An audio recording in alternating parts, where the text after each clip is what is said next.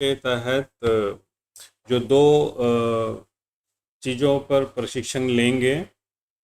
एक विषय है बीमार नवजात शिशु की देखभाल, और साथ में हम लोग बच्चों की देखभाल जब गृह भ्रमण हो रहा है तो सैया द्वारा कैसे किया जाएगा, उस पे हम लोग आज परिचर्चा करेंगे। तो इसके लिए हमारे साथ में दो प्रशिक्षक हैं। एक हमारे नेशनल प्रशिक्षक दोनों ही हैं, जिसमें ये सॉरी गोड्डा जिला के हमारे डीपीसी आरिफ हैदर जी हैं, और बोकारो से हमारे राज्य प्रशिक्षक दल शर्मिष्ठा सरकार हैं, जो आज ये दोनों टॉपिक पर प्रशिक्षण देंगी। तो सभी का स्वागत है, और उम्मीद करते हैं कि ये भी जो कल का प्रशिक्षण रहा है उसकी तरह ये भी अच्छे तरीके से आप लोग लेंगे, और उम्मीद है कि आशा प्रमाणीकरण में आप लोग अच्छा काम करेंगे।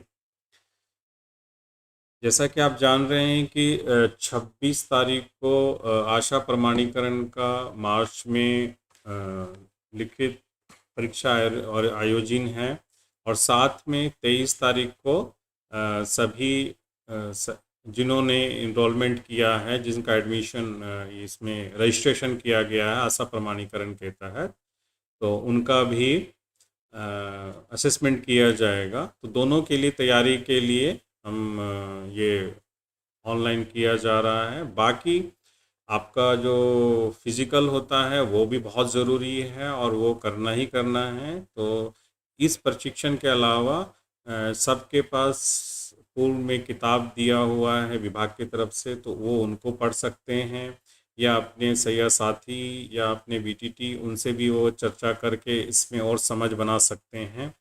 ये प्रशिक्षण सभी के लिए है, जो इनरोल हैं उनके लिए तो है ही, और जो नहीं हैं वो भी इसमें इसका लाभान्वित ले सकती हैं, और अपने जो कार्य हैं उसको गुणवत्ता में सुधार ला सकती हैं। तो सभी के लिए है।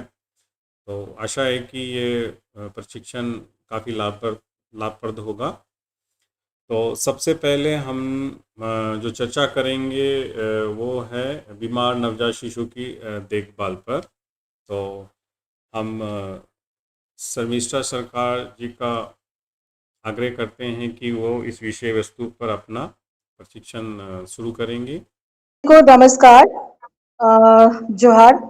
हम लोग एक बार फिर से आशा प्रमाणीकरण प्रशिक्षण के दूसरे दिन में हैं, और आज हम लोग जानेंगे कि नवजात शिशु की पोषण का शिशु स्वास्थ्य का पोषण एवं इनमें से कई विषय हैं जिनको जानना बहुत ज़रूरी है, क्योंकि यही काम हम करते हैं और इसी के बारे में आपकी जानकारी हासिल होना ज़रूरी है। पहला विषय है नवजात शिशुओं और छोटे बच्चों के आहार संबंधी। दूसरा है कुपोषण का मूल्यांकन। तीसरा विषय है टीकाकरण से संबंधित जानकारी। और चौथा विषय है रोगग्रस्त शिशु का मूल्यांकन हम कैसे करें। पांचवा है बुखार की जांच और वर्गीकरण कैसे करें। छठा है ध्वस्त संबंधी बीमारियों का इलाज।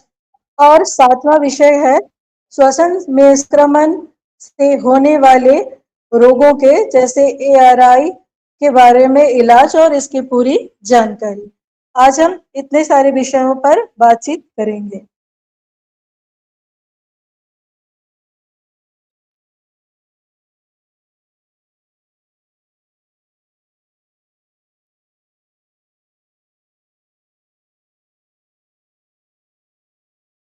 जैसे कि आप जानते हैं, नवजात शिशु और छोटे बच्चों का आहार में हम लोग जो बात करते हैं, और जब हम लोग इस विषय पर बात कर रहे हैं तो इस विषय पे हम तीन मुख्य बिंदुओं जो मुख्य बातें हैं उसको जानेंगे कि इस सत्र में आप क्या जान सकते हैं।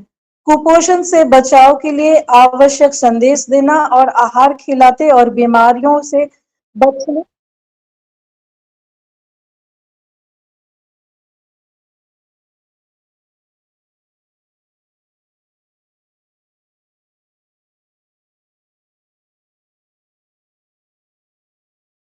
जिसके बारे में आज हम पूरी जानकारी लेंगे। कुपोषण के कारण जो छोटे बच्चे होते हैं वो कुपोषण के कारण रोगग्रस्त होने की संभावनाएं उनको बढ़ जाती है और बालपन में होने वाले कुल जो मौत होती है उनमें से आधी कुपोषण की भूमिका में होती है। आधे की भूमिका यह कुपोषण के कारण है। कुपोषण का कारण गरीबी से गहरा संबंध है क्योंकि निर्धन परिवारों के पास पर्याप्त एवं अच्छा भोजन न होने के लिए या खरीदने के लिए पर्याप्त धन नहीं होता है और उनके लिए स्वास्थ्य सेवाएं प्राप्त करना भी कठिन हो जाता है, जिसके लिए उनके पास बच्चों की देखभाल के लिए समय भी कम होता है, जिसके कारण वो कुपोषण के शिकार होते हैं। परामर्श से परिवारों अपने अपर्याप्त संसाधनों का सही प्रयोग करके बच्चों को अच्छा आहार देने और उन्हें कुपोषण से बचाने के से मदद मिल सकती है। अगर हम लोग परामर्श देते हैं कैसे बच सकता है, इसको उनको अच्छा मदद मिल सकती है। यदि परिवारों से उनके भोजन से संबंधित विषयों पर उनके घरों में ही बात की जाए कि जितने संसाधन है उससे ही तो अधिक सहज महसूस करते हैं और इसके अतिरिक्त घर पर बात करने से न केवल माता बल्कि घर में शिशु के पिता दादा दादी सभी में चर्चा में भाग लेते हैं, यानी कि परिवार के जो अन्य सदस्य हैं उनको भी ये जानकारी मिलती है। कुपोषण के कारण गंभीर रूप से कमजोर बच्चे को कुपोषण दूर करने की तुलना में बच्चों को कुपोषण होने से बचाना अधिक आसान होता है। अतः हमें ऐसे प्रत्येक परिवार पर अधिक ध्यान देना होगा जिससे कि 1 वर्ष से कम आयु का कोई भी शिशु मौजूद हो और चूंकि अधिकांश बच्चे विशेष रूप से 6 से 18 माह की आयु में ही कुपोषण का शिकार होते हैं। तो आप जान सकते हैं कि हमें उन बच्चों की ज्यादा ध्यान रखना होगा जहाँ पे इतने इस उम्र के बच्चे हैं और उनको हम कुपोषण से कैसे बचाव करेंगे इसके परामर्श देना भी बहुत जरूरी है। साथ ही में हमें ये भी ध्यान रखना है कि हमें घर में ही जो भी चीज मिले उससे ही हम उनको परामर्श देने की बात करेंगे जो हमें आसानी से मिल जाए। ठीक है, किसी बच्चे को केवल देखकर ये पहचाना पाना कठिन होता है कि वो बच्चा कुपोषित है।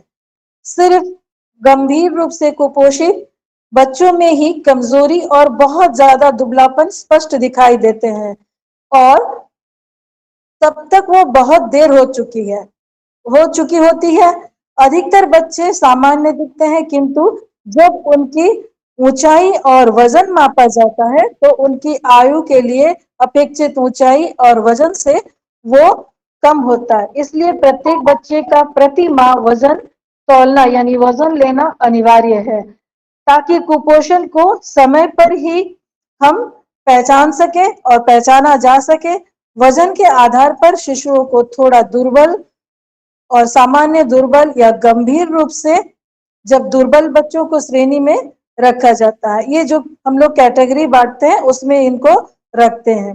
बीमार बच्चों पर अधिक ध्यान देने की आवश्यकता होती है, लेकिन सभी परिवारों विशेष रूप से जहां ऐसे परिवारों को जिनके पास 2 वर्ष से कम आयु के शिशु का भोजन खिलाने के बारे में परामर्श देना चाहिए ताकि उन्हें उसमें कुपोषण से बचाया जा सके और उसको इस बारे में हम लोग परामर्श देते हैं।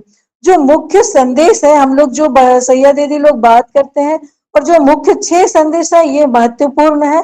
आप लोग सभी लोग इस 6 महत्वपूर्ण संदेश पर काम कर रहे हैं और करना जानकारी उन्हें भी देना चाहिए।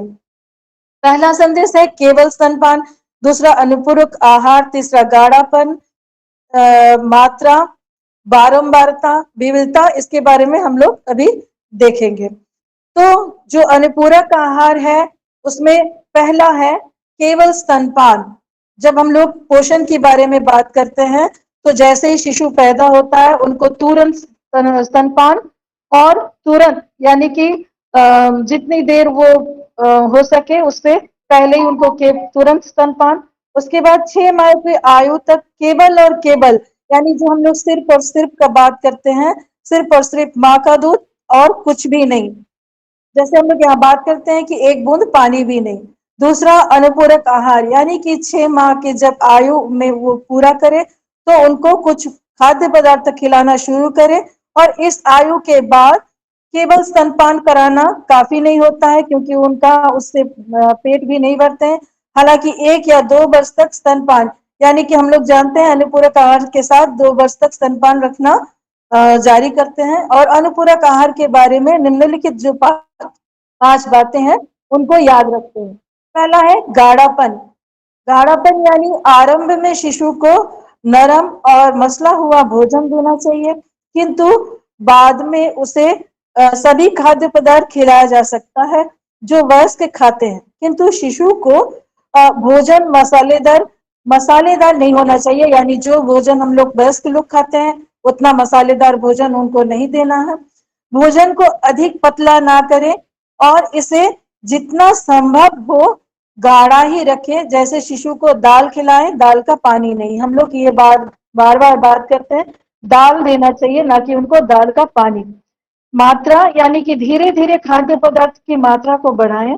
लगभग 1 वर्ष का होने पर शिशु को उसकी माता से लगभग आधा पोषण मिलना चाहिए। यानी जितने भी खाते हैं उनका आधा उनको मिलना चाहिए। बारंबारता यानी पोषक तत्वों के लिहाज से शिशु को खिलाए जाने वाले अनुपूरक जो आहार है, आहार की मात्रा वयस्क के लिए है और वो आवश्यक मात्रा से लगभग आधी होनी चाहिए। यानी जितने वयस्क लेते हैं उनका आधा मात्रा उस शिशु को देना चाहिए। किंतु चूंकि शिशु को पेट छोटा होता है, इसलिए इन्हें मात्रा दिन भर में 5 से 6 बार तक दिया जाना चाहिए, छोटे छोटे मात्रा में बांटकर। सघनता यानी शिशु को भोजन की मात्रा कम किंतु उनमें ऊर्जा से भरपूर होना चाहिए। अतः इसमें क्या करेंगे, उसको उनके खाने के भोजन में थोड़ा तेल या घी जो भी घर में है उनको मिलाना चाहिए। शिशु की प्रत्येक रोटी या प्रत्येक भोजन में जब हम लोग बनाते हैं उसको, तब 1 चम्मच घी डाल सकते हैं और उनको भोजन खिला सकते हैं। विविधता यानी उसके भोजन में जो सुरक्षात्मक खाद्य पदार्थ है, हरी पत्तेदार सब्जियां का प्रयोग कर सकते हैं और करना चाहिए या करें। यह नियम है कि खाद्य पदार्थ जितना अधिक हरा या लाल होगा उसमें बीमारियां से बचने के गुण उतने ही अधिक होंगे। कई बार हम बच्चे को मांस, मछली, अंडा खाना पसंद होता है तो उनको ये देते हैं, क्योंकि जो अधिक पोषक होने के साथ साथ रोगों से भी ये सुरक्षा प्रदान करता है। जब बीमारी के दौरान हम शिशु को भोजन खिलाते हैं तो विशेष रूप से ध्यान देना चाहिए कि बीमारी के दौरान जब हम भोजन खिलाते हैं तो शिशु को जितना वो चाहे उतना ही भोजन खिलाना चाहिए या खिलाएं। भोजन की मात्रा कम ना करें, यानी कि भोजन की मात्रा अगर कम भी करते हैं तो शिशु उस समय बीमार है, तो बीमारी के बाद उसके विकास को पूरा करने के लिए उसे एक और भोजन की मात्रा हम अधिक दें। यानी कि इससे कुपोषण से बचने का एक प्रमुख कारण ये भी है कि बार बार जो होने वाली बीमारियां होती है उससे वो बच सकते हैं। और बीमारियों से बचाव के लिए हम क्या कर सकते हैं? कुपोषण का एक प्रमुख कारण है बार बार बीमारी होने वाला। ठीक है, बीमार होने वाले बच्चे। बीमारियों से बचाव के लिए निम्नलिखित 6 महत्वपूर्ण बातें को हम याद रखेंगे और याद रखना चाहिए।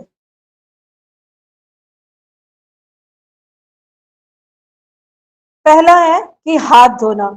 शिशु को जब भी हम भोजन खिलाते हैं तो उससे पहले या शिशु के भोजन जब हम पकाते हैं तो उनको भोजन पकाने से पहले और शिशु का जब मल साफ करते हैं तो उनको मल साफ करने के बाद अपने हाथों को अवश्य साफ करना चाहिए।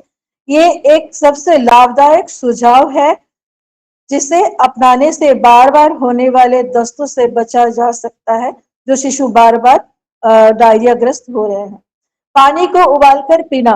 वैसे तो यह सभी के लिए उपयोगी होते हैं, किंतु बार बार दस्त से या पीड़ित बच्चों को या कुपोषित बच्चों के लिए यह अधिक महत्वपूर्ण होता है कि हम पानी को ढक के रखें, पानी को उबाल के ठंडा करके उनको पिलाएं। शिशु को पूरे रोग प्रतिरोध टीके लगवाना, ये बहुत ही महत्वपूर्ण है उनके लिए। रोग प्रतिरक्षक टीकों के द्वारा जैसे क्षय रोग है जिसको हम लोग टीबी से जानते हैं, डिप्थीरिया, काली खसी और खसरा इत्यादि रोगों से बचाया जा सकता है। इस रोगों से शिशु गंभीर कुपोषण से उत्पन्न हो सकते हैं। सामान्य बच्चों की तुलना में कुपोषित बच्चे या अधिक बीमारियां अधिक पाई जाती है जो कुपोषित बच्चे होते हैं और ये घातक भी होती है। विटामिन ए, शिशु को 9 माह की आयु में खसरा वैक्सीन के साथ विटामिन ए देना और चाहिए तथा 5 वर्ष का होने, जैसे हम लोग करते हैं 6 वर्ष से लेकर 59 माह तक, 5 वर्ष का होने तक प्रत्येक 6 माह में एक बार इसे दोहराना चाहिए। और 6 कुपोषित बच्चों में आमतौर पर पाए जाने वाले संक्रमण और रतौंधी को दूर करता है ये, जो कुपोषित बच्चों में अधिक पाई जाती है। संक्रमणग्रस्त लोगों से दूर रखना और दूर रहना भी ध्यान रखना होगा कि विशेष रूप से खांसी, जुखाम और से ग्रस्त लोगों से बच्चों को ना दें और वो बच्चों को ना लें या बच्चों को ना उठाएं, उसके साथ ना खेलें या उसके ये माता पर लागू नहीं होती है। बार बार हाथ धोने पर ज्यादा जोर देना चाहिए और शिशु को संभाल के बरतनी चाहिए। जब हम लोग देखते हैं माता के साथ भी ऐसी परेशानी है तो हम लोग उनको भी बोलते हैं कि स्तनपान करते समय अगर वो माता को बहुत छींक आ रही है, खांसी आ रही है तो अपने अपने आप को कपड़े से अपने नाक या मुंह को ढक के मलेरिया से बचाओ बहुत जरूरी है, क्योंकि जिन जिला में मलेरिया का फैला हुआ है वहां बेहतर लगाने वाली जाली मच्छरदानी पर कीटनाशक औषधि का छिड़काव करके शिशु को इसके अंदर सुलाना चाहिए, यानी जो मच्छरदानी है उनके अंदर सुलाना चाहिए। और मलेरिया या कुपोषण से बचने का एक प्रमुख कारण भी होता है।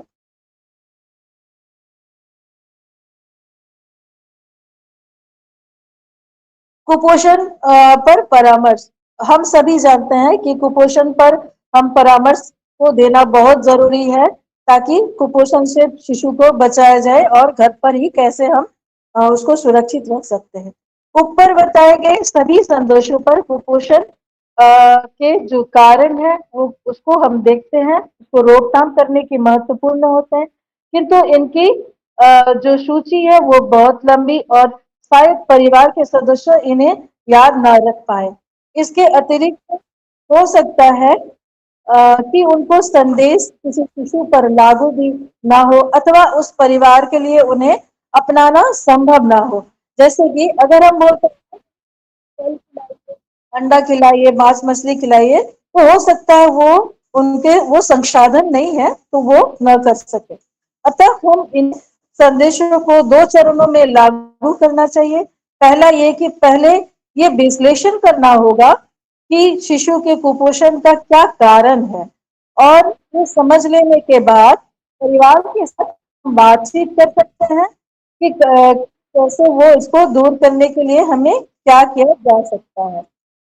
इस विश्लेषण के लिए निम्नलिखित की जानकारी हमें होनी चाहिए कि शिशु की पोषण की स्थिति क्या है। शिशु सामान्य से दुर्बल है, उसको जब हम वजन करते हैं तो उस वजन से क्या वो कितना कम वजन का है, कितना वजन का है, सामान्य रूप से है या दुर्बल है या बहुत गंभीर रूप से दुर्बल है। जब हम शिशु का वजन करेंगे, जब हम शिशु की स्थिति के लिए आंगनबाड़ी में जाएंगे तो हम इस स्थिति को जान सकते हैं। शिशु को क्या खिलाया जाता है और उसे क्या खिलाया जाना चाहिए, इसके बारे में भी जानना बहुत जरूरी है। जैसे कि हम बात करते हैं कि क्या कल क्या खिलाया गया, परसों क्या खिलाया गया या क्या खिलाया जा रहा है, कि जिनके कारण इनके कुपोषित शिशु कुपोषण में जा रहे हैं। शिशु को पिछले कुछ दिनों में क्या बीमारियां हुई थी और क्या उनको तुरंत इलाज करने के लिए लिया गया था या आगे होने वाली बीमारियों से बचाने के लिए कौन सा उचित उपाय किए गए थे। हम लोग ये भी बात करते हैं कि शिशु को इससे कुछ दिन पहले क्या कोई बीमारी हुई थी, और आप लोग जैसे अभी कुछ ही देर पहले हम लोग बात किए कि मलेरिया एक बहुत ही हानिकारक विषय है। इस पे जब हम लोग देखते हैं कुपोषण, तो इस बारे में भी बात करेंगे कि क्या बच्चों का कौन सा बीमारी हुआ था, क्या दस्त हुआ था या मलेरिया हुआ था। क्या परिवार को तीन प्रमुख मुख्य सेवाएं, आंगनवाड़ी, स्वास्थ्य सेवाएं और सार्वजनिक वितरण प्रणाली तक पहुंच है।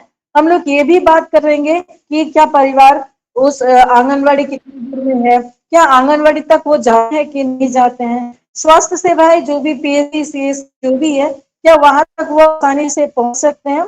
और जो सार्वजनिक वितरण प्रणाली है यानी राशन प्रणाली जो है, वहां तक क्या वो पहुंच पा रहे हैं या नहीं पा रहे हैं। सूचना प्राप्त करने का कौशल, हम ये भी देखेंगे कि कैसे हम उससे वो सूचना प्राप्त कर सकते हैं। प्रत्येक प्रश्न पूछने से एक विशेष कौशल की जरूरत होती है ताकि सूचनाएं आपको मिल सके।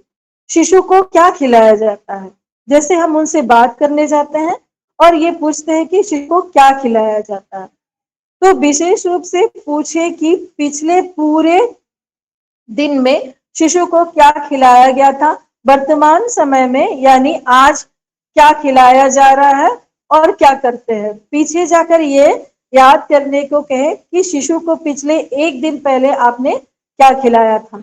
हम लोग ऐसे ही स्थिति को जान सकते हैं कि कैसे हम शिशु की शिशु का भोजन वो क्या करवा रहे हैं, तो हम ये जान सकते हैं कि पूरे दिन में आपने क्या खिलाया, कितना खिलाया। ध्यान देने वाले योग्य बातें हैं कि एक दिन में कितनी बार भोजन खिलाया गया, प्रत्येक बार कितना भोजन खिलाया गया, और क्या शिशु भोजन में दालें, सब्जियां और तेल शामिल किए गए थे कि नहीं। जो शिशु को भोजन दिया गया था वो कितने बार खिलाया गया, कितने मात्रा में खिलाया गया, और अगर भोजन दिया गया तो क्या उसमें दाल थी या उसमें सब्जियां थे, इसमें ये भी हम लोग जानकारी लेंगे। विशेष रूप से उन सुरक्षात्मक खाद्य पदार्थों के बारे में पूछे जो प्रतिदिन नहीं खिलाए जाते हैं। जैसे कि हम लोग बात करेंगे तो वो उस तरह के खाने के बारे में भी हम लोग पूछ सकते हैं कि ये खाने क्या उनके उनके खाने में या शिशु के खाने में शामिल किया गया था या नहीं। शिशु को बीमारी के दौरान खिलाए जाने वाले भोजन के बारे में भी हम पूछ सकते हैं या पूछेंगे। शिशु जब बीमार पड़ा था तो उनको कितना बार खाना खिलाया गया, कौन सा खाना खिलाया गया, कितने मात्रा में खिलाया गया, या शिशु के बीमारी के बाद भी उनको क्या एक अत्यधिक भोजन हम लोग करवाए थे या नहीं करवाए थे।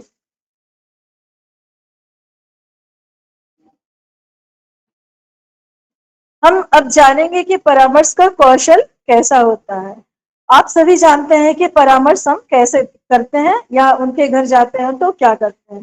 परामर्श कैसे देना चाहिए, सबसे पहले माता की इस बात को के लिए प्रशंसा करें कि वो बच्चे को कितने अच्छे तरह से संभाल रही है और उसके द्वारा अपनाई जाने वाली अच्छी पद्धतियों को हम बढ़ावा दें।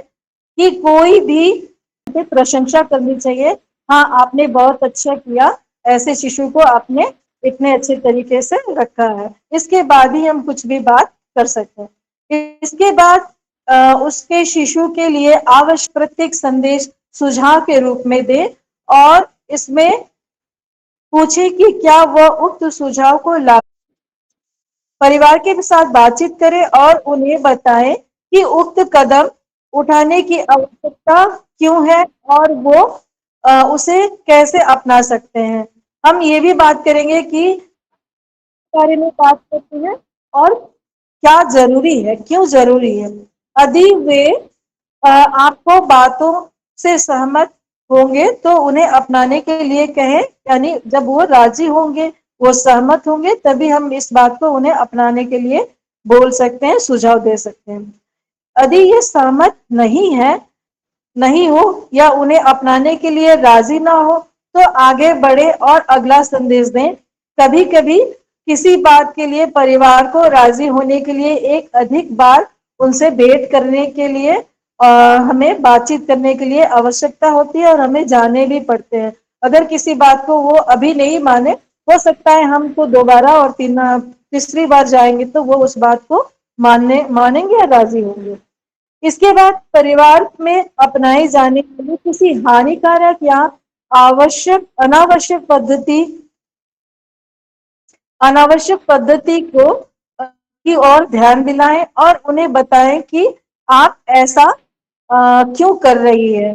अगर कोई भी आप देख रहे हैं हानिकारक पद्धति वो अपना रहे हैं, जैसे कि मानिए वो आपके सामने ही अगर शिशु को खाना खिला रहे हैं तो तुरंत वो झाड़ू लगा रहे थे, झाड़ू रखकर फिर वो शिशु को खाना खिलाना शुरू किए, तो आपने उनसे ये बात करना है, जैसे कि आपको ये ध्यान में है कि वो हाथ अभी नहीं साफ की है, हाथ नहीं धोई है, तो ये बात पर भी आप उनसे बात कर सकते हैं या उनको ये क्यों किए इनके बारे में पूछ सकते हैं।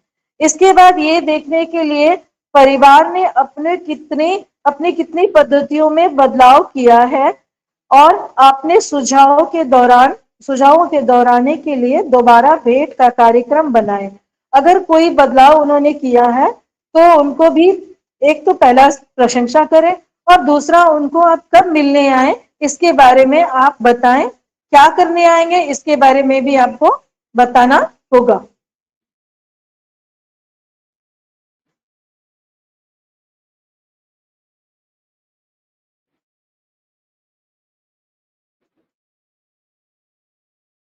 निम्नलिखित तरीके से परामर्श हम ना दें। बातचीत किए बिना केवल सलाह हम उनको नहीं देंगे। परिवारों को केवल कुछ करने की सीख देने से कोई लाभ नहीं होता। जैसे कि हम जानते हैं कि केवल हम उनको बोल देंगे कि ये करिए, वो करिए, ऐसा करिए, तो इनसे उनको वो खाली सीखने जैसा ही लगेगा, वैसे आपको बहुत ज्यादा उनकी महत्व उनको समझ में नहीं आएगी। बहुत अधिक लंबा चौड़ा या परामर्श ना दें जो माता को अपनाने में अपमानजनक महसूस हो, जैसे कि आपको अपने बच्चे को ध्यान रखना चाहिए या आपको अपने बच्चे को साफ रखना चाहिए या तो फिर आपको पोषक आहार खिलाने चाहिए इत्यादि। ऐसे कोई नकारात्मक बातों से उनको ना बोले। अगर हम ऐसे बातें करेंगे तो उनको अपमानित महसूस होगा, तो ऐसे बातों को हम ना बोलेंगे।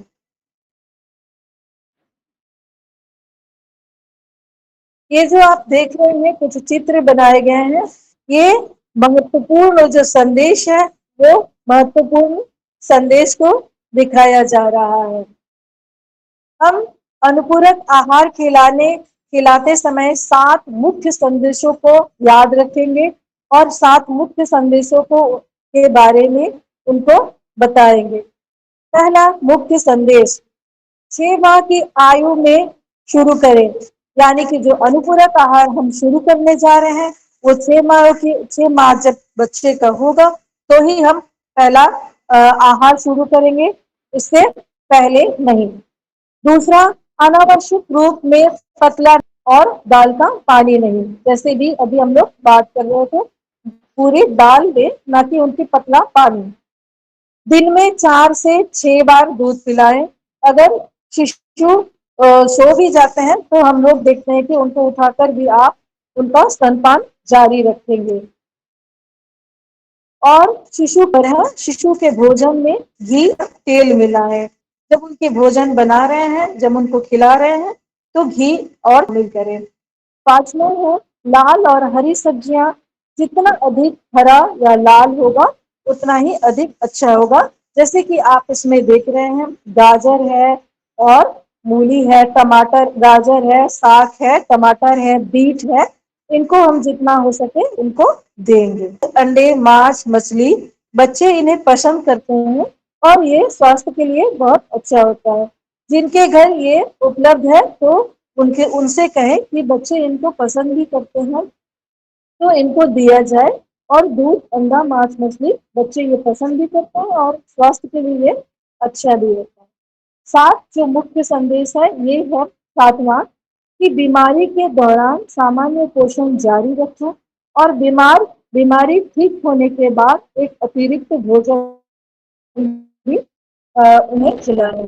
जब बच्चे बीमार होते हैं तो वो खाना पसंद नहीं करते हैं या उनके खाने में रुचि नहीं रखता है, लेकिन उनको भोजन जारी रखें और अतिरिक्त भोजन भी उन्हें खिलाएं।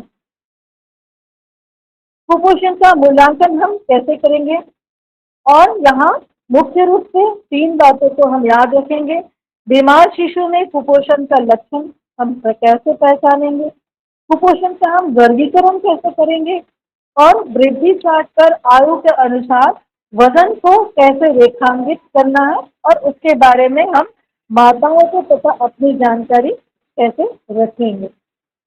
सभी बीमार बच्चों की जांच करके उसमें उनमें कुपोषण के लक्षणों को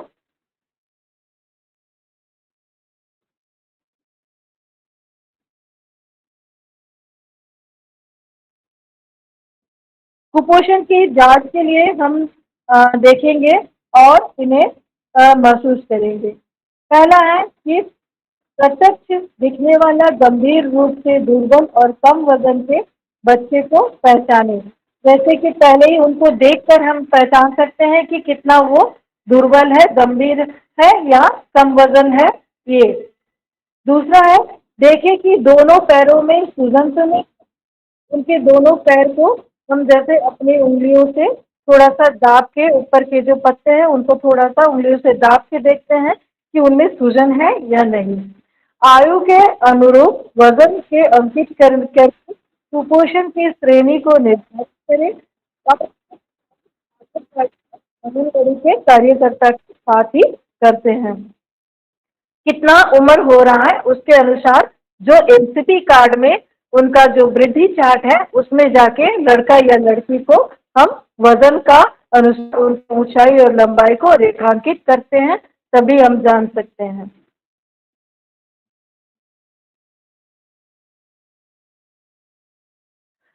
कुपोषित शिशु के सामुदायिक स्तर पर हम देखभाल कैसे करें? सभी कम वजन बच्चों को निम्नलिखित सेवाएं मिलनी चाहिए। पहला, पोषण संबंधी परामर्श जैसे कि पहले बताया जा चुका है। दूसरा, सभी बीमारियों की शीघ्र इलाज और समय समय पर वजन से तौलना यानी वजन लेना, ताकि वो सुनिश्चित किया जा सके कि उसके वजन में वृद्धि हो रही है तथा शीघ्र क्षीणता यानी कि दुर्बल हो रहे हैं या नहीं, शीघ्र का पता लग सके। पेट में कीड़ा मारने के लिए अल्बेंडाजोल की दवा, पेट के कीड़ा मारने के दवा अल्बेंडाजोल 2 वर्ष से कम आयु के शिशु को अल्बेंडाजोल की आधी गोली और 2 वर्ष से शिशु अधिक आयु के सभी बच्चों को अल्बेंडाजोल की 1 गोली खिलाएं। विभिन्न जिला में वर्म इन्फेस्टेशन की प्रबलता के आधार पर राज्य मार्गदर्शिका के अनुसार डीवर्मिंग रिज्म कुपोषित या अनेमिक बच्चों के लिए अपनाया जा सकता है। यहाँ पर हम जो हमारे मॉड्यूल जो आपके पास है उसमें परिशिष्ट 6 जो है उसको देखेंगे कि बच्चों की दी जाने वाली आयरन और फॉलिक एसिड की गोलियां कैसे दी जाती है। 3 माह तक प्रतिदिन 1 गोली खिलाएं। विटामिन ए की खुराक यदि अभी तक ना दी गई हो तो।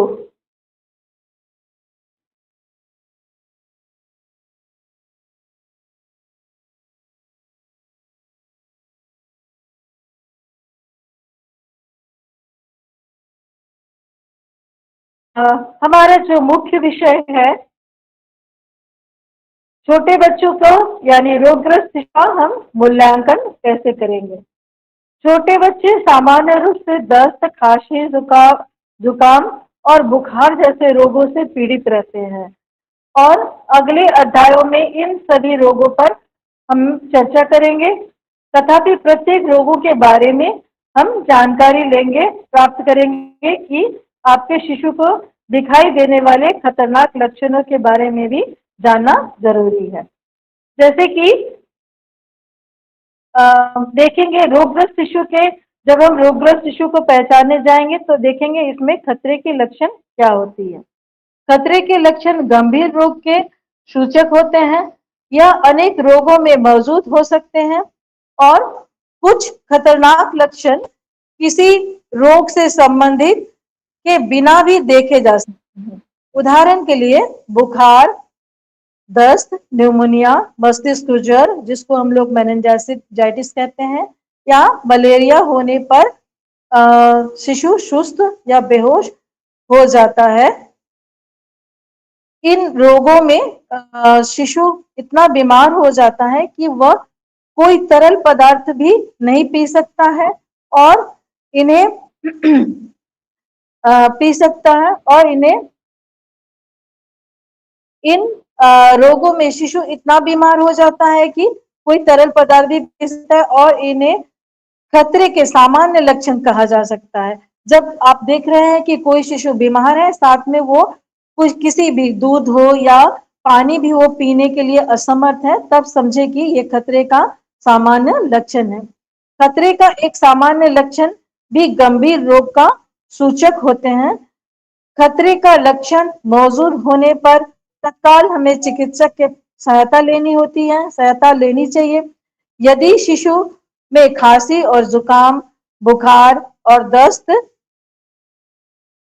जैसे सामान्य बीमारियों के लक्षण के साथ साथ कोई और खतरनाक लक्षण न दिखाई दे और कोई चिकित्सक उपलब्ध ना हो, तो आपके शिशु को घरेलू इलाज के देखभाल करनी होगी तथा ऐसे खतरनाक लक्षणों पर नजर रखनी होगी ताकि शिशु की तत्काल हम चिकित्सा केंद्र भेजा सके या हम भेज सके। रोगग्रस्त शिशु को देखने जाने पर आपको कौन से प्रश्न पूछने होंगे? आप अगर जा रहे हैं रोगग्रस्त शिशु को देखने के लिए, तो कौन-कौन से प्रश्न आप उनसे पूछेंगे? प्रत्येक बीमार बच्चे की जांच के समय खतरे के निम्नलिखित लक्षणों की जांच करनी होगी। जैसे शिशु कुछ भी पीने या स्तनपान करने में असमर्थ हो यानी कि वो पी नहीं सक रहा है। जो भी पीने के लिए दिया जाए वो पूरा उल्टी कर दे रहा। अगर उनको आप कुछ भी दे रहे हैं पीने के लिए तो वो पी नहीं सक रहा और पूरा वो उल्टी कर रहा है। उसके शरीर में ऐंठन हो रहा है और वो सुस्त या बेहोश हो जा रहा है। अगर जैसे कि वो पूरा शरीर को अपना ऐंठ रहा है जिसको हम लोग कन्वर्जेंस बोलते हैं, और अगर वो पूरा ऐसे ही सुस्त पड़ा है, कुछ भी गतिविधियां अपना नहीं कर रहा है, तो ये रोगग्रस्त शिशु को देखने की हम देख सकते हैं और इनके बारे में जान सकते हैं।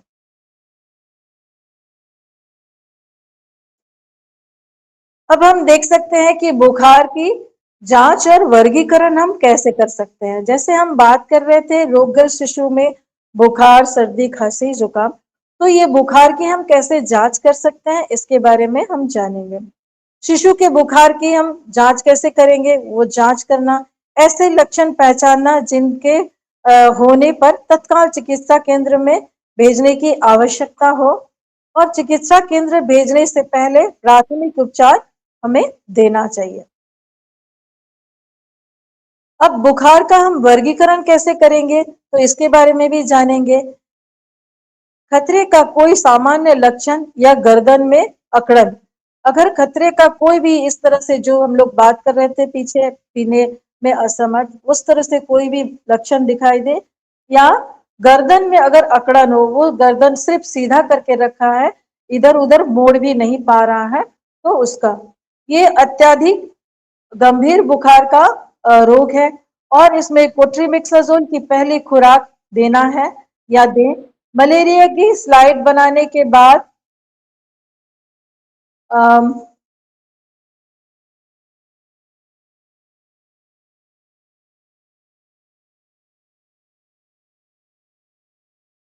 हाँ, मलेरिया ग्रस्त क्षेत्र में बुखार, अगर मलेरिया ग्रस्त क्षेत्र में बुखार आता है तो हम उसको जान सकते हैं कि ये मलेरिया है, क्योंकि पहले से हो या छूने में शिशु का शरीर अगर गर्म लगता है या महसूस होता है कि गर्म है, तो मलेरिया की स्लाइड बनाने के बाद मलेरिया रोधी जो दवा है उस दवा की पहली खुराक दें और तेज बुखार कम करने के लिए वो पैरासिटामोल की एक खुराक दें। अधिक पिलाने की सलाह दें, यानी जो भी पानी दूध उसको पिलाने के लिए बोले। आहार देना जारी रखने और खतरे के लक्षणों को के बारे में परामर्श दे। आहार देने के लिए जारी रखें जो भी आहार ले रहा है। यदि बुखार ना उतरे तो 2 दिनों के बाद जांच करें और यदि बुखार 7 दिनों से अधिक समय तक प्रतिदिन रहे तो शिशु को चिकित्सक के पास ले जाएं और अवश्य दिखाएं।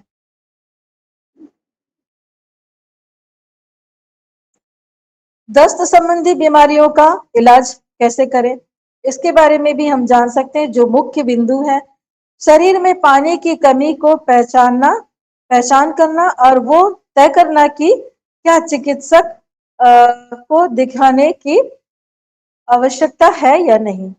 ओआरएस यानी जो जीवन रक्षक घोल है उसको हम कैसे तैयार करने के तरीका को सीखेंगे और सीखना, और माता को देखभाल करने वाले जो भी तथा माता या तथा जो भी देखभाल करते हैं उसके घर में इसको कैसे इस्तेमाल करते हैं उनको ये सिखाना। माता को यह परामर्श देने की कौशल सीखने के बाद दस्त के दौरान शिशु को अपना दूध पिलाना जारी रखें। दस्त से बचाव करने के लिए जो स्वच्छता है इसको भी हम लोगों ने बार बार उनसे बात करेंगे। स्वच्छता की आदत और साफ पेयजल का प्रयोग करने से भी दस्त से बचाया जा सकता है या बचाव होता है। शौच जाने के बाद और मल को साफ करना यानी छूने के बाद तथा शिशु को छूना या उसका भोजन को तैयार करना अथवा इसे भोजन खिलाते समय अपने हाथों को अब अच्छी तरह साबुन से धोना और अम, अपने जो हाथों की नाखून है उसके बारे में भी हम लोग उनसे बात कर लेंगे। उनको काट के रखना, उनको हाथ अच्छी तरह से साबुन पानी से धोना।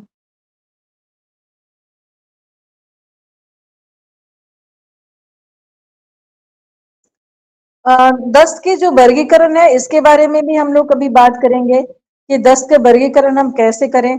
अगर हम लक्षण देख रहे हैं तो किस अवस्था में है और उसमें किए जाने वाली क्या कर सकते हैं इसके बारे में भी हम जानेंगे। अगर किसी को दस्त दस्त है हो रही है तो हम क्या कर सकते हैं, क्या लक्षण या संकेत है उसके बारे में हम अभी जानेंगे। निम्नलिखित में से 2 लक्षण, अगर शिशु सुस्त या बेहोश हो रहा है और भीतर धसी हुई आंखें हैं, आंख अगर उनके भीतर में धसी हुई है, कुछ भी पी नहीं पाता है या ठीक से वो पी नहीं सक रहा है, चुटकी दबाने पर त्वचा बहुत धीमी गति से उनके अपने जगह पे लौट रही है। जब हम उनके शरीर में किसी भी हिस्से में थोड़ा सा चूटी काट के देख रहे हैं तो वो बहुत ही धीमी गति से उसकी जो चमड़ी है ऊपर के वो अंदर जा रहा है, उनकी आंखें धसी हुई हैं। अगर ऐसे कोई संकेत या लक्षण होता है तो गंभीर रूप से पानी की कमी है, इस अवस्था को हम जान रहे हैं। और इसमें क्या कर सकते हैं, तो तत्काल अस्पताल शिशु को भेजें और माता से शिशु को रास्ते में बार बार ओआरएस तथा जो तरल पदार्थ है उसको घुट घुट पिलाते हुए जाने के लिए कहें। जो दूसरी अवस्था है, निम्नलिखित में से जो 2 लक्षण है, वो बेचैनी चिड़चिड़ापन, शिशु बहुत बेचैन हो जाता है या वो बहुत चिड़चिड़ापन होता है करता है। आंख उसी तरह भीतर में धसी हुई है, उत्सुक होकर या आगे बढ़कर अगर कुछ पी रहा है या बहुत प्यासा है, चुटकी से खींचने पर त्वचा पहले की तरह वो धीरे से धीमी गति से उसकी लौटती है। जब ऐसी परिस्थिति होती है तो देखेंगे कुछ भी उनके सामने अगर ग्लास वगैरह लेते हैं तो वो बहुत उत्सुक होकर आगे बढ़ता है पीने के लिए और बहुत ज्यादा पीना खोजता है, बहुत ज्यादा प्यासा रहता है। इसमें पानी की कुछ कमी है, इस ये अवस्था को हम लोग देखेंगे कि इस ऐसी स्थिति में पानी कुछ कमी है उनके शरीर में। इसमें हमें करना क्या है कि पानी की कुछ कमी के लिए पेय पदार्थ और भोजन दें, जो हम लोग बार बार कर रहे हैं। हालात सुधर ना होने पर 2 दिन बाद उन्हें दोबारा फिर से जांच करें। ये वर्गीकृत करने के लिए पर्याप्त लक्षण दिखाई नहीं है कि देती है कि पानी की कमी थोड़ा ही या गंभीर कमी है, जैसे कि पेशाब सामान्य है। इस अवस्था में पानी की कमी नहीं है। दस्त के घरेलू इलाज करने के लिए शिशु को तरल पदार्थ और भोजन दें और हालात सुधर ना होने पर 2 दिन बाद उन्हें दोबारा जांच करें। दस्त दस्त है ये कैसे हम जान सकते हैं? अ, अगर दस्त 14 या अधिक दिनों से हो रहा है और गंभीर स्थायी दस्त है, अगर ये वैसा ही स्थिति बना है, आप देख रहे हैं 2 हफ्ते से ज्यादा है, यानी कि 14 से है, 14 दिन तक है, तो जान सकते हैं कि ये गंभीर दस्त है और ये स्थायी दस्त है, तो इनको तुरंत अस्पताल भेजना बहुत ही जरूरी है। मल के साथ रक्त आना, अगर दस्त भी हो रहा है और मल के साथ रक्त आ रहे हैं, तो जाने कि ये पेचिश है और संभव हो तो किसी चिकित्सा केंद्र में इनको तत्काल भेजें।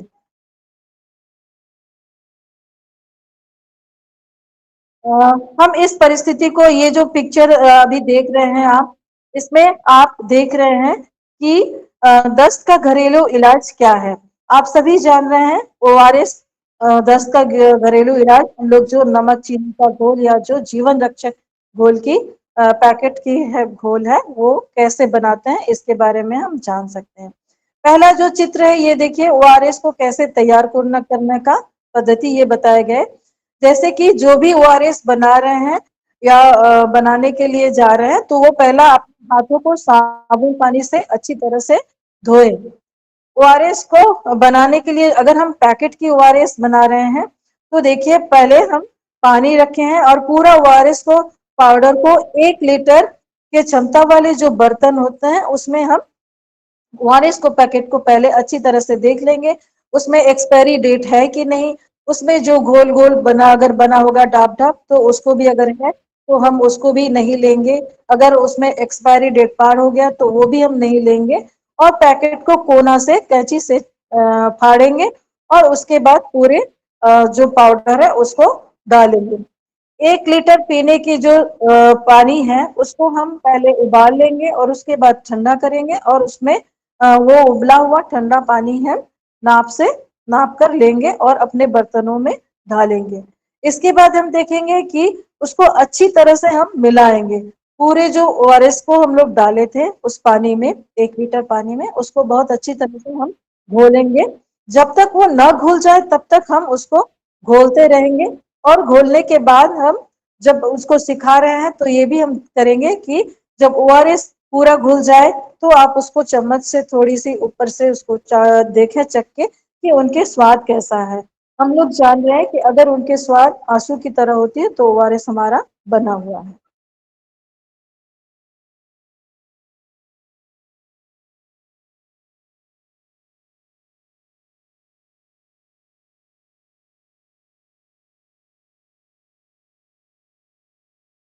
इसके बाद हम आते हैं श्वास में संक्रमण होने वाले रोगों के बारे में, और इनके बारे में क्या इलाज है इसके बारे में हम जानकारी लेंगे।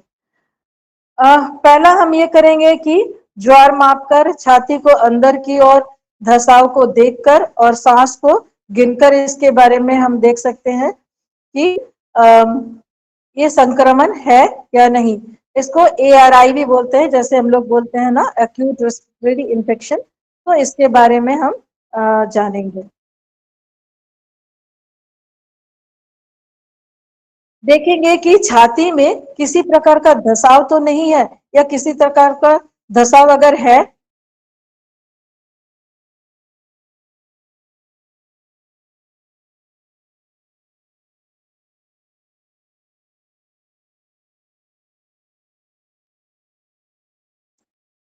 शिशु की छाती अंदर की ओर धसाव है कि नहीं, ये देखेंगे। जिस शिशु की खांसी या सांस लेने में कठिनाई हो रही है, यदि उसकी छाती अंदर की ओर धसाव है, तो शिशु को निमोनिया का है। और 1 वर्ष से कम उम्र की शिशु जब सामान्य स्थिति में सांस लेता है, तब जब वो सांस अंदर खींचता है और उसकी पूरी छाती, यानी ऊपरी हिस्से, ऊपरी तथा निचला हिस्सा जिसको हम लोग पसली कहते हैं, तथा ऊपर के भाग बाहर और निकलता है। जब बच्चे में छाती का धसाव होता है तब शिशु के सांस अंदर खींचने पर छाती का निचला हिस्सा अंदर होता है और ये हम लोग देख सकते हैं। 1 वर्ष के कम आयु के जो शिशुओं में छाती में हल्का धसाव हो सकता है, किंतु 1 वर्ष से अधिक आयु के बच्चों में छाती का हल्का धसाव होना सामान्य बात नहीं है, जो कि हम लोग जब वर्गीकरण इसको करेंगे तब हम लोग देखेंगे। छाती में किसी प्रकार का धसाव होने पर शिशु को अस्पताल भेजना चाहिए। अगर किसी प्रकार का हम लोग देख रहे हैं उनके छाती में धसाव है, तो अस्पताल भेजने का बंदोबस्त करें या भेजेंगे। खांसी और सांस में कठिनाई को वर्गीकृत कैसे करेंगे? या खांसी और सांस में कठिनाई का वर्गीकृत करने का क्या तरीका है, इसको देखेंगे। क्या लक्षण है और क्या चिन्ह है, किस स्थिति में है, और की जाने वाली यहाँ पर हम क्या काम करेंगे या की जाने वाली कार्य क्या होगी। पहला लक्षण क्या है, जिसको हम लोग संकेत या चिन्ह बोलते हैं, वो है खतरे का कोई भी सामान्य लक्षण या छाती अगर अंदर की ओर धसा हुआ है। इसको इस है गंभीर निमोनिया या बहुत गंभीर रोग। इसमें हम करते क्या है या करना क्या चाहिए कि कोट्रीमोक्साजोल की पहली खुराक दें और इनको तत्काल अस्पताल हम भेजें। तेज सांस लेना, तेज सांस ले रहा है तो किस स्थिति में है, तो हम जानेंगे कि ये निमोनिया की स्थिति में है। और इनको हम करेंगे क्या, हमें यह करना है कि 5 दिनों तक कोट्रीमोक्साजोल की जो हम 2 खुराक देते हैं, 2 से 12 माह तक शिशु को दिन में 2 गोलियां और 12 माह से 5 वर्ष के आयु के शिशु को दिन में 2 बार और 3 गोलियां इसको। यदि हालात में सुधार हो, देखभाल करें और गोलियां जारी रखने की सलाह दें। यदि हालात में सुधार ना हो, तुरंत भेजें। अगर शिशु में निमोनिया या किसी गंभीर रोग कोई लक्षण आपको दिखाई तो आप खांसी कि खांसी और जुकाम के लिए घरेलू देखभाल करने की सलाह दें। और यदि खांसी 30 दिनों से अधिक समय से हो रहा हो तो जांच के लिए उन्हें तुरंत अस्पताल भेजें।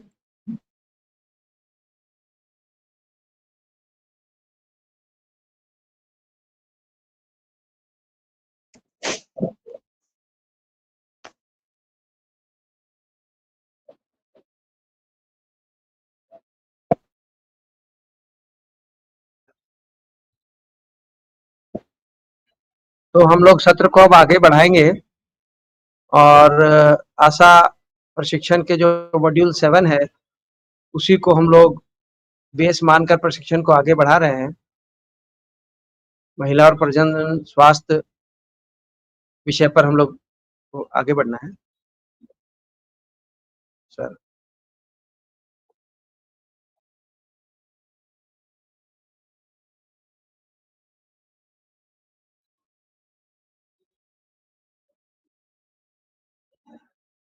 तो हम लोग प्रशिक्षण मॉड्यूल के भाग गौ नवजात शिशु का स्वास्थ्य इस पे चर्चा करेंगे।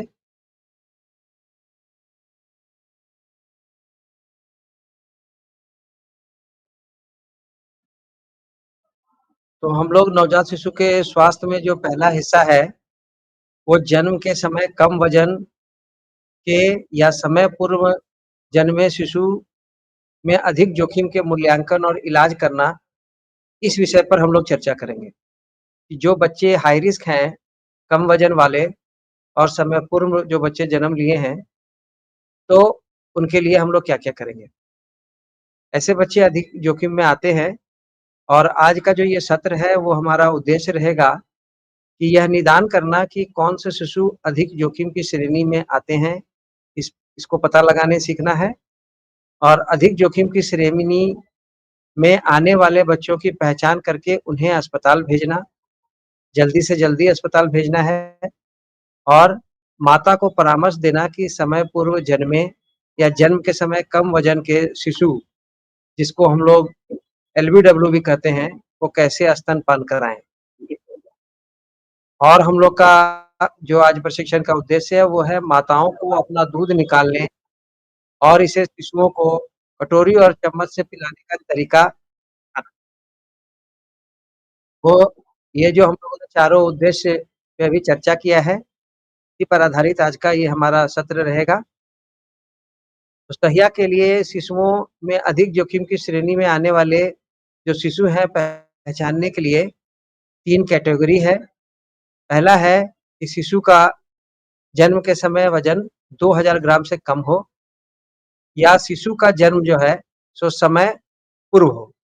समय पूर्व को हम लोग मान रहे हैं कि 8 महीने और 14 दिन पूरे होने से पहले जो बच्चे जन्म ले रहे हैं, ये बच्चे भी हमारे खतरे के या अति जोखिम श्रेणी में आते हैं और शिशु जो पहले दिन दूध ना पिए। तो इन तीनों बच्चों को हम लोग जो अधिक जोखिम की श्रेणी में रखते हैं और इसी पर हम लोग आज ये सत्र में चर्चा करेंगे। यदि आप प्रसव के समय मौजूद ना हो और नवजात शिशु को देखने जाने में किसी कारण विलम्ब हो जाए, तो नवजात शिशु का वजन उसी दिन तौलें जिस दिन आप पहली बार उसे देखने जाते हैं और जो तालिका नीचे दी गई है, इसके अनुसार आप उसको अति जोखिम मान सकते हैं, अगर आप जन्म के दिन में वहाँ नहीं गए हैं तो। तो पहला कैटेगरी है कि अगर पहला दिन से 14 दिन के भीतर में अगर हम वहाँ पे शिशु को देखने जाते हैं और वजन करने पर 2 किलोग्राम से कम होता है, तो इसको हम लोग अधिक जोखिम की श्रेणी में रखेंगे। 15 से 21 दिन के बाद हम लोग जाते हैं और उसके बाद भी वजन हम लोग 2 किलो 100 ग्राम से कम पाते हैं, तो इनको भी हम लोग अधिक जोखिम श्रेणी समझेंगे। 22 से 27 दिन बाद अगर वैसे बच्चों से सहिया की मुलाकात होती है या पहली बार मिलना होता है, तो वहाँ पर भी हम लोग 2 किलो और 200 ग्राम से कम अगर हो, तो अति जोखिम होगा और 28वें दिन भी जाते हैं, लेकिन 2 किलो 300 ग्राम से कम है, तो वो भी हमारा अधिक जोखिम श्रेणी में आएगा। तो ये जो पहला कैटेगरी जो हम लोग चर्चा कर रहे हैं कि कम वजन वाले बच्चे हमारे 2 किलो से जो कम बच्चे हमारे अति जोखिम की श्रेणी में आते हैं, तो वो जन्म के समय की बात है, लेकिन उसके बाद के जो अंतराल हैं, उस समय अगर हम लोग पहली बार उनसे मिलते हैं, कैसे पहचान करेंगे? तो उसी की ये तालिका थी।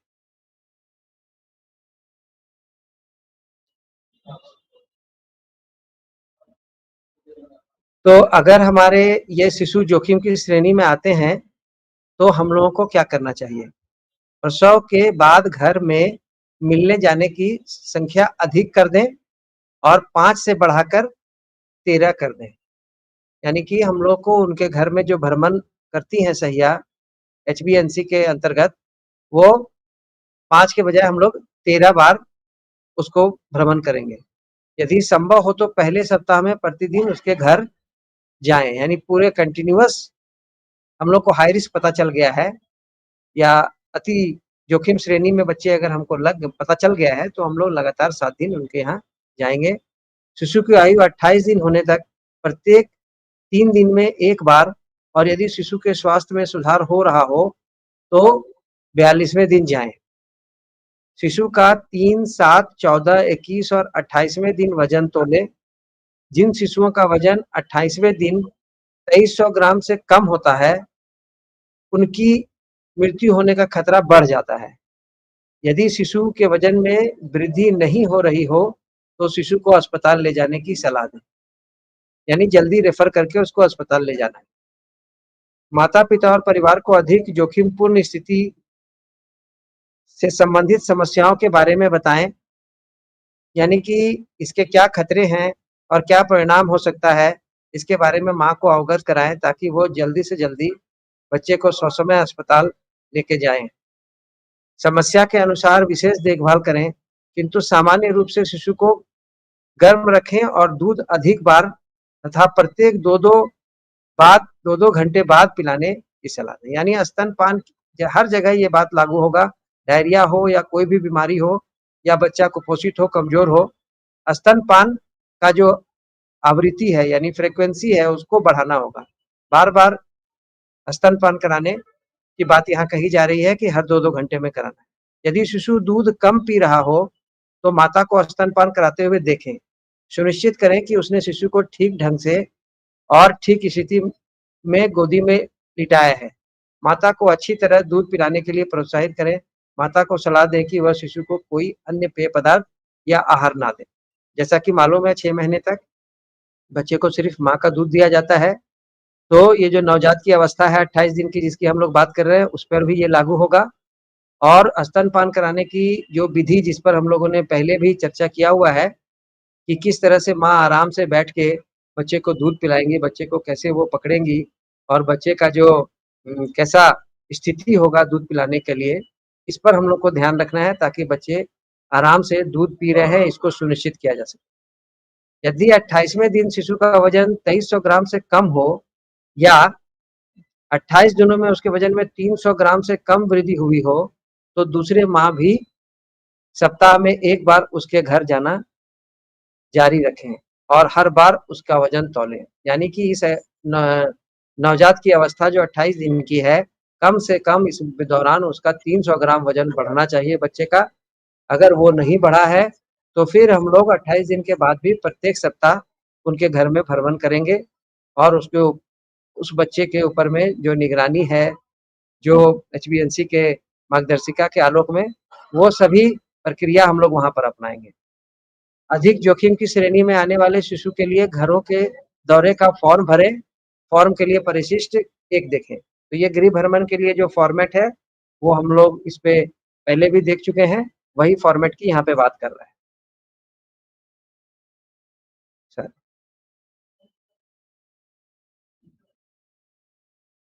ये बच्चा अगर जन्म ले रहा है और उसको साँस लेने में तकलीफ हो रही है, साँस ये घुटन जिसको कहते हैं या रुकावट हो, तो उसका क्या निदान और इलाज है? इस पे हम लोग अभी चर्चा कर रहे हैं। इस सर्त के अंत में हम लोग चाहते हैं कि सहिया ये 2 चीज़ अपने जान लें। पहला ये है कि नवजात शिशु में साँस में रुकावट के लक्षण क्या होते हैं, इसको पहचानने में उनको जानकारी होनी चाहिए और उसे सँभालना और यदि आवश्यक हो तो नवजात शिशु में साँस में रुकावट का इलाज करना। तो तत्काल वहाँ इलाज करना है का मतलब ये है कि तुरंत उसको एक डोज़ दवाई देके और अस्पताल तुरंत रेफ़र करना है। साँस में रुकावट क्या है? यदि किसी शिशु के जन्म के समय निम्नलिखित में से कोई एक लक्षण मौजूद हो तो उसका श्वास अवरुद्ध होता है। जैसे बच्चा जन्म के बाद वो रोने नहीं सक रहा हो, रोता नहीं है, बहुत धीमी आवाज़ में रोता है या साँस नहीं लेता या बहुत धीमी साँस लेता है, तो ये बताता है कि बच्चे को साँस लेने में रुकावट है। यदि शिशु का श्वास अवरुद्ध हो, तो यह एक आपातकालीन स्थिति है और इस आपातकालीन स्थिति को देखते हुए उसको इमीडिएटली रेफ़र करने की ज़रूरत पड़ेगी। साँस में रुकावट के क्या परिणाम होते हैं? तो तत्काल ये परिणाम होते हैं कि जन्म के समय शिशु मृत होता है या उसकी तत्काल या कुछ दिनों बाद मृत्यु हो जाती है। दूध चूसने में असमर्थ होता है। तो ऐसे बच्चे जो कमज़ोर रहेंगे तो वो तो स्तनपान करने में भी उनको परेशानी होगी और लॉन्ग टर्म जो दीर्घकालीन जो इसका प्रभाव पड़ेगा, वो ये है कि शिशु यदि शिशु जीवित रहा भी, तो उसमें निम्नलिखित समस्याएँ उत्पन्न हो जाती हैं। वो ये है कि वो मंदबुद्धि हो जाएगा, अगर वो जन्म के समय में उसका साँस अवरुद्ध हो गया था, तो मंदबुद्धि होने का चांस है, मिर्गी के दौरे आने का चांस है, मांसपेशियों में ऐंठन, ये सारी बीमारियाँ जो बच्चों में आती हैं, तो कहीं न कहीं इसका कारण देखा जाता है कि जन्म के समय साँस लेने में अवरुद्ध रहा होगा। निम्नलिखित अगर जो संकेत हैं, तो शिशु को प्रसव के दौरान साँस में रुकावट हुई है। ये संकेत को हम लोग देख सकते हैं जिससे कि हम लोग को ये पता चलेगा कि जन्म के समय में बच्चे को साँस लेने में दिक्कत हुई होगी। पहला है कि प्रसव में अधिक समय लगा हो या प्रसव कठिनाई से हुआ हो, झिल्ली टूट गई हो और द्रव की मात्रा कम रह गई हो, यानी शुष्क प्रसव जिसको कहते हैं। एमनियोटिक द्रव पीला या हरा और गाढ़ा हो या चौथा नंबर है कि नाल पहली बार आई हो या शिशु की गर्दन के चारों ओर कसकर लिपटी हुई हो। तो ऐसी स्थिति हम लोग सामान्य रूप से देखते हैं। तो ये बच्चा का जन्म में साँस में समस्या है, उसके लक्षण हैं ये सारे। ये देख के पता चलता है कि ऐसा होगा हो। 5वां है कि प्रसव पीड़ा समय से पूर्व हुई हो, प्रसव 8 माह 14 दिन से पहले हो गया हो, शिशु का जन्म ऐसी स्थिति में हुआ हो जब उसका सिर पहले बाहर नहीं आया हो। तो ये सब बतलाता है कि बच्चे को साँस लेने की समस्या जन्म के समय हुई हो। अब ये हम लोग बात कर रहे हैं कि नवजात शिशु जो जन्म लेते हैं, उसमें जो संक्रमण के जो लक्षण हैं, उसको हम लोग कैसे पहचान करेंगे, उसका निदान और इलाज क्या है। तो इस सत्र के अंत में हम लोग चाहते हैं कि सहिया क्या जानेंगे कि संक्रमण के मुख्य संकेत और लक्षण को वो पहचानने सीखेंगी और संक्रमण से बचने के क्या उपाय हैं ये जानेंगी। माता-पिता और परिवार को अधिक जोखिमपूर्ण लक्षणों की पहचान का तरीका सिखाना, ताकि आपके अनुपस्थिति में भी माता-पिता ऐसे सिचुएशन के अकॉर्डिंगली वो जल्दी रेफर करने के लिए वो समझ बना लें। सेप्सिस से ग्रस्त शिशु, तो सेप्सिस का अर्थ है संक्रमण। नवजात शिशु में सेप्सिस शब्द का प्रयोग शिशु में होने वाले गंभीर संक्रमण के लिए किया जाता है, जो फेफड़ों, मस्तिष्क या रक्त में हो सकता है। तो ये सभी अंग है जहाँ पर कि संक्रमण का प्रभाव पड़ता है। तो संक्रमण कितना सामान्य और कितना गंभीर है? भारत के गाँव में 10 में से 1 नवजात को संक्रमण हो जाता है। ये जन्म के समय की बात बताई जा रही है। जीवन के पहले महीने में संक्रमण होना बहुत खतरनाक होता है और यह नवजात शिशु की पहले महीने में होने वाली मृत्यु का सबसे मुख्य कारण है। उपचार के बिना संक्रमण से ग्रस्त अनेक शिशुओं की मृत्यु हो जाती है, किंतु उपचार कराने से अधिकांश शिशुओं का स्वास्थ्य सुधरने लगता है और वह सामान्य जीवन जीते हैं और बढ़ते हैं। मतलब ये एचबीएनसी के दौरान ये देखना है कि इस तरह के अगर लक्षण है तो उसको हम लोग इमीडिएट रेफर करें, अस्पताल पहुँचाएँ बच्चों को, अगर संक्रमण के लक्षण मिलते हैं तो। तो कारण क्या है संक्रमण के? माता को गर्भ या प्रसव के दौरान संक्रमण हुआ हो, तो बच्चे को भी संक्रमण होने की संभावना रहती है। प्रसव के समय स्वच्छता न रखने, हाथ न धोना, साफ ब्लेड का प्रयोग न करना आदि होने से भी संक्रमण नवजात शिशु में होने की संभावना होती है। सफाई से ना काटने या उससे गंदी वस्तुएं लगाने से नाल में संक्रमण हो जाता है। तो नाल भी साफ ब्लेड से काटने के लिए कहा जाता है। यदि शिशु कमजोर हो, समय से पूर्व जन्मा हो या जन्म के समय उसका वजन 2000 ग्राम से कम हो, तो ऐसे बच्चे इमीडिएटली इनका रोग प्रतिरोधक क्षमता कम होगा और ये तुरंत संक्रमित हो जाते हैं। शिशु को ठीक ढंग से दूध न पिलाने के कारण वह कमजोर हो गया हो, उसे शीघ्र और केवल स्तनपान ना कराया जाता हो, तो ऐसे बच्चे कमजोर होंगे तो संक्रमित हो ही जाएंगे। प्रसव के पश्चात ठंड में रहने से शिशु कमजोर हो गया हो, यानी कि बच्चे को गर्म रखना, ये बहुत ही इम्पोर्टेंट बात है जो बार-बार प्रशिक्षण में बतलाया जा रहा है। ठंड भी होने से बच्चे संक्रमित हो जाते हैं। शिशु किसी ऐसे व्यक्ति के संपर्क में आया हो जिसे संक्रमण हो या व्यक्ति माता परिवार का कोई सदस्य या आशा हो सकती है। इसलिए सहिया भी घर भ्रमण करने जाती हैं तो हाथ धोना और स्वच्छता को वो पालन करें। माता-पिता को भी स्वच्छता पालन करने के लिए सिखाना है कि वो जो बच्चे को स्तनपान कराएँ या गोद लेते हैं तो ये स्वच्छता रखें, नहीं तो उनसे बच्चे को संक्रमण होने की संभावना बढ़ जाती है।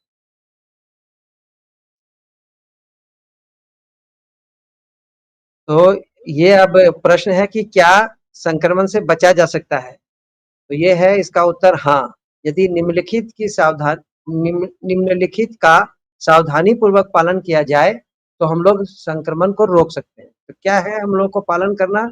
अच्छी तरह साफ-सफाई रखना, बार-बार हाथ धोना, प्रसव के समय साफ यंत्रों का प्रयोग करना, साफ वस्त्र पहनाना, यानी डिलीवरी के समय जो भी कपड़े इस्तेमाल किए जाते हैं, वो भी साफ-सुथरे धो के पहले से प्रसव की पूर्व तैयारी में आता है, वो सभी चीज़ें मेंटेन होना चाहिए।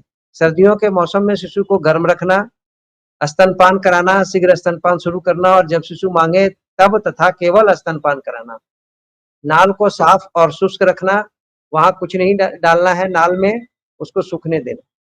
नहाना भी नहीं है तुरंत, उससे भी इन्फेक्शन होने के चांस रहते हैं। माता-पिता को खतरे के लक्षण के बारे में जानकारी देना, आपको माता-पिता को यह सिखाना होगा कि निम्नलिखित में से कोई भी लक्षण उत्पन्न होने पर वह तत्काल आपको बुलाएँ या शिशु को तत्काल चिकित्सक के पास ले जाएँ।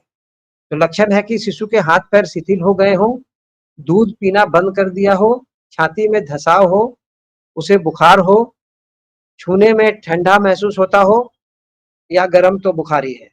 तो इस तरह के लक्षण अगर होते हैं, तो हम लोग उनको संक्रमण मान सकते हैं और उनको इमीडिएटली अस्पताल भेजना ज़रूरी होगा। शिशु को चिकित्सा केंद्र कब भेजना चाहिए? यदि शिशु को स्तनपान कराने में कठिनाई हो रही हो, और आशा के परामर्श, यानी यहाँ सहिया की बात हो रही है, आशा से मतलब है सहिया के परामर्श या घर में किए जा रहे इलाज से 24 घंटे तक इसका समाधान ना हो पा रहा हो, तो ऐसी स्थिति में इमीडिएटली रेफर करने की ज़रूरत है। और अगर आपको लगे तो जैसे लक्षण पता चलता है तुरंत रेफर कर दिया जाए। यदि शिशु में निम्नलिखित प्रतिकूल लक्षण दिखाई दें, 24 घंटे तक एंटीबायोटिक दवाएँ देने के बाद भी शिशु की स्थिति में कोई परिवर्तन ना हो, तो एमोक्सिसिलिन एंटीबायोटिक्स ये इन्फेक्शन होने पे बच्चे को दिया जाता है और उसके एज के अनुसार उसका डोज़ है, जो कि हम लोग घर में शुरुआत में दे देना है। पर उसके बावजूद भी अगर बच्चे का संक्रमण में कोई परिवर्तन नहीं हुआ हो, तो तुरंत उसको रेफर करना है, 24 घंटा से पहले ही हो सके तो ज़्यादा बेहतर है। पहले दिन पीलिया दिखाई दे या पीलिया 14 दिनों के बाद भी कम ना हो, तो ये खतरे के लक्षण हैं। इसमें हम लोग उनको भेजेंगे, अस्पताल में रेफर करेंगे। नाक, मुँह या मल द्वार से रक्तस्राव हो, ऐंठन या दौरे पड़ते हों, शिशु को 24 घंटे तक गर्माहट देने के बाद भी उसके शरीर का तापमान 95 डिग्री फ़ारेनहाइट से कम बन रहा हो, यानी ये बच्चे को हाइपोथर्मिया में है और इसको ठंड लग गया है, तो उसको भी हम लोग तुरंत रेफर करेंगे। टिटनेस हो, चौथे दिन के बाद अकड़न और स्तन चूसने या मुँह खोलने में असमर्थ हो, तो ये टिटनेस का लक्षण है, इसको भी हम लोग तुरंत अस्पताल रेफर करें। तो ये सभी जो भी हम लोगों ने बातें अभी चर्चा की, ये है कि कब हम लोग इमीडिएट चिकित्सा केंद्र में बच्चे को भेजेंगे।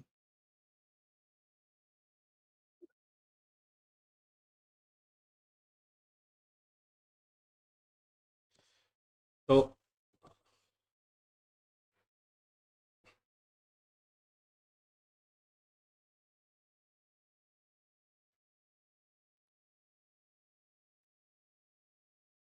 धन्यवाद आरिफ जी।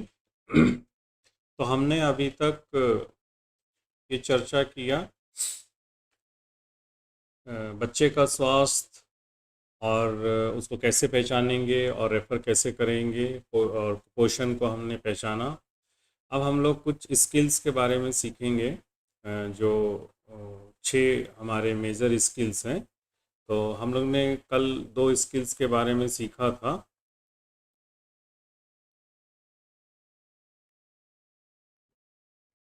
और उसकी देखभाल जो गृह प्रबंधन हो रहा है उसमें कैसे कर रहे हैं, और अगर किसी तरीके की उसमें बीमारी सेप्सिस हो जा रही है तो वो लक्षण कैसे पहचानेंगे। और 22 तारीख को जो होने वाला है उस दिन हम आखिरी भाग करेंगे। उस दिन ये समझेंगे कि बच्चे में कौन कौन सी मुख्य बीमारियां हैं, उसका क्या है, और प्लस हम लोग परिवार नियोजन आरटीआई एसटीआई में बात करेंगे, और ये जो स्किल 2 रह गए हैं उसमें चर्चा करेंगे, और फाइनली जो असेसमेंट है वो कैसे रहेंगे, वो किस पद्धति से रहेगी, उसकी प्रक्रिया क्या रहेगी, और एग्ज़ाम का क्या स्वरूप रहेगा, लिखित परीक्षा का, उसमें आप लोग को थोड़ा सा हम लोग चर्चा करेंगे। तो ये उम्मीद है कि आज आप लोग को ये सेशन अच्छा लगा होगा, और ये आपके आने वाले गतिविधियों में जो एग्ज़ाम में अपीयर हो रही हैं उनके लिए फ़ायदा है, और जो अपीयर हो चुकी हैं उन्होंने इसको अपडेट लिया होगा और इसको अपने गतिविधियों में अच्छे से गुणवत्तापूर्वक शामिल करेंगे। तो हमारे बीच में जो प्रशिक्षक थे उनका धन्यवाद कि उन्होंने समय निकाला और इस गतिविधि में भाग लिया। आप लोग से उम्मीद यही है कि ये प्रशिक्षण ऑनलाइन है। आपके पास आपके सहयोगी हैं जी, क्लस्टर लेवल पर या प्रखंड लेवल पर, उनसे ज़रूर सहयोग लें, और उसके जो भी